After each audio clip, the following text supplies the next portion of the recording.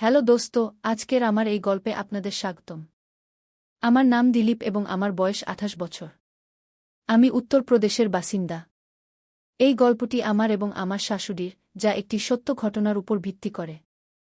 দোস্ত, গল্পের শেষ পর্যন্ত থাকুন এবং চ্যানেলে নতুন হলে অবশ্যই সাবস্ক্রাইব করুন, যাতে আপনাদের ভালোবাসা এবং সমর্থন আমার কাছে এভাবেই পৌঁছায়। দোস্ত, এই ঘটনা ২২ সালের। একদিন আমি এবং আমার স্ত্রী কবিতা বাড়িতে একা ছিলাম। আমরা দুজনেই আমাদের কাজ করছিলাম, তখনই আমি দেখলাম ঘরের দরজায় আমার শাশুড়ি দাঁড়িয়ে আছেন। আমি বাইরের দরজা লক করে রেখেছিলাম, তাই শয়নকক্ষের দরজা খোলাই ছিল। কিন্তু শাশুড়ি মায়ের কাছে আমাদের ফ্ল্যাটের একটি চাবি ছিল, সম্ভবত সেটি দিয়েই তিনি ভিতরে চলে এসেছিলেন। আমি শাশুড়ি মাকে দেখে থমকে গেলাম, কিন্তু তিনি আমার দিকে তাকিয়ে চলে গেলেন। তিনি বাইরে গিয়ে আবার দরজার বেল বাজালেন, তখন আমি দ্রুত বাইরের দরজা খুলতে গেলাম। আমি দরজা খুলতেই শাশুড়িমা দরজায় দাঁড়িয়েছিলেন, তার মুখে হাসি ছিল। আমি আমার স্ত্রীকে ডেকে বললাম, কবিতা, মাম্মি এসেছেন কি? তখন কবিতা বলল, আসছি, ৫ মিনিট অপেক্ষা করো। ৫ মিনিট পরে তিনি গাউন পরে বাইরে এলেন। তিনি আসতেই মা ও বউ গলা জড়িয়ে ধরলেন। তখন দুপুর ৩টায় বাজে। কবিতা বলল, মাম্মি, চা বানিয়ে দেব? শাশুড়িমা হাসি মুখে বললেন, ঠিক আছে। তিনি রান্নাঘরে গিয়ে দেখলেন সেখানে দুধ নেই। আমি বাইরে দুধ আনতে যাচ্ছিলাম, তখন কবিতা বলল, আমি নিজেই যাচ্ছি, দোকানের আঙ্কেলের সাথে কিছু পুরানো হিসেব মেটাতে হবে। বলে কবিতা বাইরে চলে গেলেন। আমি এবং শাশুড়িমা বাড়িতে একা রইলাম। আমি তার দিকে তাকাতে পারছিলাম না। তখন তিনি বললেন, দুঃখিত, আমার এভাবে হঠাৎ আসা উচিত হয়নি। আমি বললাম, কোনো সমস্যা নেই মাম্মি, এটা তো আপনারই বাড়ি। তিনি হালকা হেসে বললেন, লজ্জা পেজো না।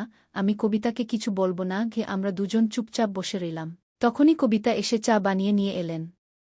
কবিতা শাশুড়িমাকে জিজ্ঞাসা করলেন, মাম্মি, আজ হঠাৎ কিভাবে আসা হলো?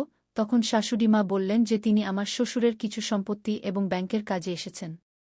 কারণ কিছুদিন আগেই আমার শ্বশুরের মৃত্যু হয়েছে, তাই তার যে সম্পত্তি ছিল তা শাশুড়ি মায়ের নামে করতে হবে। এই কাজ কাল আমাকেই শাশুড়ি মায়ের সাথে গিয়ে করতে হবে, তাই শাশুড়ি মা এসেছিলেন। সেই রাতে আমরা খেয়ে দেয়ে ঘুমাতে চলে গেলাম।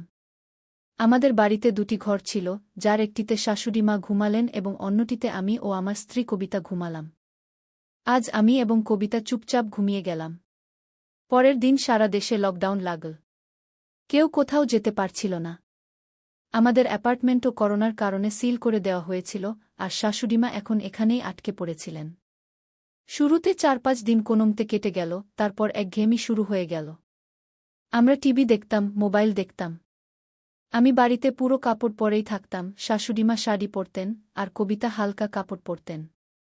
এখন শাশুড়িমার সামনে আমি আমার স্ত্রীর সাথে কমফোর্টেবল ফিল করতে পারছিলাম না, আমার খুব অদ্ভুত লাগছিল। একদিন শাশুড়িমা যখন বাথরুমে ছিলেন, আমি কবিতাকে পিছন থেকে গিয়ে জড়িয়ে ধরলাম। সে ছটফট করে উঠল আর বলল, পাগল হয়েছ নাকি?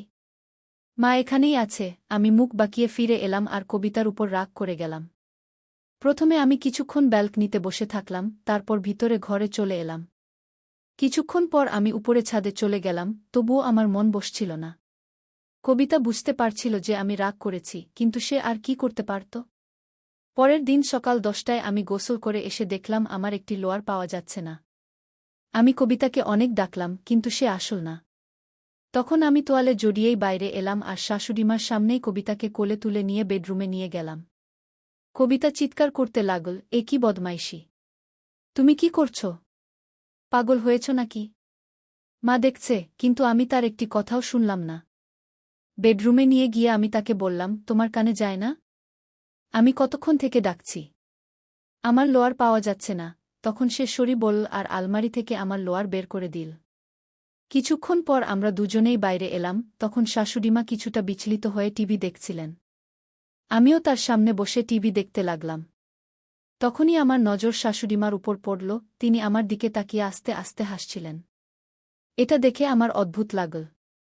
জানি না কিভাবে হঠাৎ আমি শাশুড়িমাকে জিজ্ঞেস করলাম, কেন মাম্মিজি, আমার ব্যাপারে কি ভাবছেন? তখনই কবিতা আমার পিছনে এসে বলল, এ কি বদমাইশি দিলীপ! তুমি আমার মায়ের সাথে এভাবে কথা বলছ। আমি তখন কথা পাল্টে বললাম, আরে মাম্মিজি, আমার মানে ছিল, দেখুন, আমার এত শক্তি আছে যে আমি আপনার মেয়েকে তুলে নিতে পারি। তারপর আমি বললাম, সরি মাম্মিজি, আমি নিজেকে সামলাতে পারিনি। তিনি হেসে বললেন, কোনো সমস্যা নেই, আমি পুরনো যুগের শাশুড়ি নই। কনভেন্টে ইংরেজি শিক্ষিকা ছিলাম, ফ্রান্স আর ডেনমার্কে থেকেছি।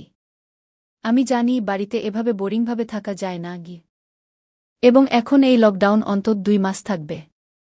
আজ আমি গভীরভাবে শাশুড়িমাকে দেখলাম, সাধারণের চেয়ে লম্বা কদ, গোরা রং, সুন্দর মুখ, সবসময় হাসতেন এবং স্টাইলিশ শাড়ি পরতেন। আমার শাশুড়িমা আগ্রার টপ কনভেন্ট স্কুলে ইংরেজি শিক্ষিকা ছিলেন। তখন আমি জিজ্ঞাসা করলাম, মাম্মিজি, আপনি ফ্রান্স কবে গিয়েছিলেন? তিনি বললেন, হানিমুনে তোমার বাবাজি নিয়ে গিয়েছিলেন। কিন্তু বিয়ের আগে ফ্যাশন প্রতিযোগিতায় অংশ নিয়েছিলাম, তখনও গিয়েছিলাম। আমি বললাম, তাই আপনি এত স্টাইলিশ কি? শাশুড়িমা বললেন, আমি প্রথম দিন থেকেই বলতে চাইছিলাম যে তোমরা খোলামেলা থাকো, আমার লিহাজ করো না। 2 মাসের বেশি সময় আমরা ফ্ল্যাট থেকে বের হতে পারব না, তাই আমাদের খোলামেলা থাকতেই হবে। এক পল থেমে তিনি আমাকে দেখে বললেন, মনোরঞ্জনের নামে টিভি, মোবাইল, লুডো আর করার নামে খাওয়া দাওয়াই তো বাকি আছে। যদি তোমাদের দুজনের ইজাজত থাকে তাহলে আমিও শাড়ি ছেড়ে কিছু অন্য পরি। আমি বাড়িতে কখনো শাড়ি পরি না। কবিতা জানে কি? কবিতা বলল, হ্যাঁ মাম্মি, কেন না? আমিও বললাম, হ্যাঁ, আমার কি সমস্যা? তিনি ভিতরে গেলেন, কিছুক্ষণ পরে বাইরে এলেন, তখন আমার চোখ ছানাবড়া হয়ে গেল। কারণ শাশুড়িমা একটি মিনি স্কার্ট পরেছিলেন, যা হাঁটু পর্যন্ত ছিল। এটা দেখে আমি ভাবতে লাগলাম, শাশুড়িমা এই বয়সেও এসব পরেন? আমার গলায় কিছু আটকে গেল, আমি কিছু বলতে পারছিলাম না। তিনি এসে আমাদের দুজনের সামনে দাঁড়িয়ে বললেন, এখন রিল্যাক্স লাগছে? আমি শাড়ি পরতে পরতে ক্লান্ত হয়ে গিয়েছিলাম। তখন কবিতা বলল, মাম্মি বাড়িতে এই ড্রেসেই থাকে, কেউ এলে মাঝে মাঝে শাড়ি পরে। শাশুড়িমা হেসে বললেন, কি হলো, শখ হলো দামাজ্জি? আমি কিছু বললাম না। এখন আমাদের জীবন প্রতিদিন এমনই চলছিল। তখন হঠাৎ একদিন আমাদের বাড়িতে করোনা টিম এল। পুরো সোসাইটিতে কেস বাড়ছিল, তাই আমাদের চেকিং হলো এবং কবিতাকে করোনা পজিটিভ বলা হলো। আমাদের সোসাইটির বাইরেই একটি অস্থায়ী করোনা হাসপাতাল চালু করা হয়েছিল, তাই কবিতাকে সেখানে যেতে হলো। এখন বাড়িতে শুধু আমি এবং শাশুড়িমা ছিলাম। দুপুরে কবিতাকে সেখানে নিয়ে গিয়েছিলাম, তাই সন্ধ্যায় আমি বিচলিত হয়ে বসেছিলাম। শাশুড়িমা আমার জন্য কফি নিয়ে এসে বললেন, বিচলিত হবেন না, ডাক্তার বলেছেন লক্ষণ হালকা, শুধু 14 দিন রাখবেন, তারপর বাড়ি পাঠিয়ে দেবেন। তিনি তখনও শাড়িতে ছিলেন। আমরা রাত 8টায় ডিনার করলাম এবং তারপর আমি টিভি দেখতে শুরু করলাম। ঠিক তখনই শাশুড়িমা নাইটি পরিধান করে হল রুমে এলেন। তিনি আমার কাছ থেকে রিমোট নিয়ে একটি মুভি চালু করলেন। 10 মিনিট পরেই সেই ফিল্মে রোমাঞ্চকর দৃশ্য আসতে শুরু করল, যা দেখে আমি উঠে আমার রুমে চলে গেলাম, কারণ কবিতার কারণে আমার মুড খারাপ ছিল। আমি বুঝতেই পারিনি কখন ঘুমিয়ে পড়লাম। যখন সকালে আমি চোখ খুললাম, তখন দেখলাম শাশুড়িমা আমার বিছানায় ঘুমাচ্ছেন। এটি দেখে আমি হতবাক হয়ে গেলাম এবং ভাবতে শুরু করলাম যে শেষ পর্যন্ত শাশুড়িমা কখন এখানে এসে ঘুমালেন এবং কেন। এমন সময় শাশুড়িমাও তার চোখ খুললেন এবং বললেন, উঠে পড়ুন জামাইবাবু। আমি বললাম, মাম্মিজি, আপনি এখানে আমার বিছানায় কি করছেন? তিনি বললেন, বেটাজি, এখানে ঘুমানো আমার মজবুরি ছিল, কারণ আপনি সারারাত ঘুমের মধ্যে কবিতা কবিতা বলছিলেন, যার আওয়াজ আমার রুম পর্যন্ত পৌঁছাচ্ছিল। তাই মজবুর হয়ে আমাকে এখানে এসে ঘুমাতে হয়েছে। শেষ পর্যন্ত আপনি আমার মেয়ের স্বামী, আপনি তার কতটা খেয়াল রাখেন, তার চোখে কখনো অশ্রু পর্যন্ত আসতে দেন না। তাই আমি আপনার জন্য এতটুকু তো করতে পারি। যখন সে এখানে নেই, তখন আপনার খেয়াল রাখা আমার ফরজ হয়ে দাঁড়ায়। আমি আপনাকে এমন অবস্থায় দেখতে পারিনি, তাই আমার মেয়ের খাতিরে আমাকে এটি করতে হয়েছে। তার চেহারায় আপনত্বের ভাব স্পষ্ট ফুটে উঠছিল এবং তিনি খুবই খুশি লাগছিলেন। কিছুক্ষণ পর আমরা উঠলাম এবং গোসল সেরে আমার স্ত্রী কবিতার সাথে দেখা করতে চলে গেলাম। তার সাথে দেখা করে আসার পর আমরা একসাথে খাবার খেলাম এবং সারাদিন বাড়িতে প্রচুর মজা করলাম। রাতের খাবারের পর শাশুড়িমা আজ আবার আমার সাথেই ঘুমিয়ে পড়লেন। যতদিন পর্যন্ত আমার স্ত্রী বাড়ি ফিরে না এল, ততদিন শাশুড়িমা প্রতিদিন আমার রুমেই ঘুমাতেন এবং আমার খুব খেয়াল রাখতেন। যখন আমার স্ত্রী ফিরে এল, তখন আমি তাকে সবকিছু বললাম এবং সে খুব খুশি হল এবং তার মাকে আমার খেয়াল রাখার জন্য ধন্যবাদ জানাল। তারপর যতদিন লকডাউন চল, ততদিন আমরা 3 জন মিলে প্রচুর মজা করলাম এবং তারপর শাশুড়িমা তার বাড়ি চলে গেলেন।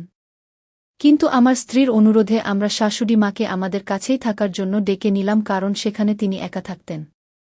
আজ আমরা 3 জন আমাদের জীবনে খুব সুখে মিলেমিশে থাকি। তাই বন্ধুরা, এটা ছিল আমাদের আজকের গল্প। আপনি এই গল্পটি কেমন লাগলো কমেন্ট করে নিশ্চয়ই জানাবেন। যদি গল্পটি পছন্দ হয় তবে এটি লাইক করুন এবং আপনার বন্ধুদের সাথে শেয়ার করুন। ভবিষ্যতেও এমন রোমাঞ্চকর গল্পের জন্য আমাদের চ্যানেল সাবস্ক্রাইব করুন এবং বেল আইকন প্রেস করতে ভুলবেন না যাতে আপনি আমাদের কোনো গল্প মিস না করেন। ধন্যবাদ।